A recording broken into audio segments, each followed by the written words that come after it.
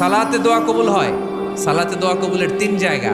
একটা হচ্ছে তাকবীরে তাহরিমার পরে আমরা সানা পড়ি না, আমরা তো একটা পড়ি, আল্লাহর হাবিব সুন্নাহ এবং নফল নামাজে আরো পড়তেন সানা, ওই দোয়া কবুল হয়। দুই নম্বর জায়গা সালাতে সেজদায় পড়ে দোয়া করলে কবুল হয়।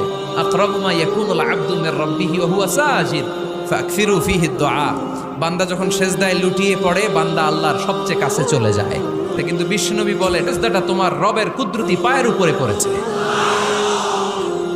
সেজদায় পড়ে দোয়া করেন।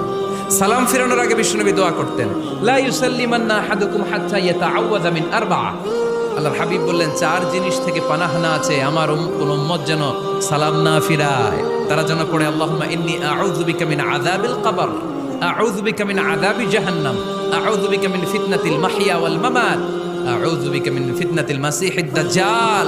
আল্লাহ কবরের আযাব থেকে বাঁচাও, আল্লাহ জাহান্নামের আগুন থেকে বাঁচাও, আল্লাহ জীবন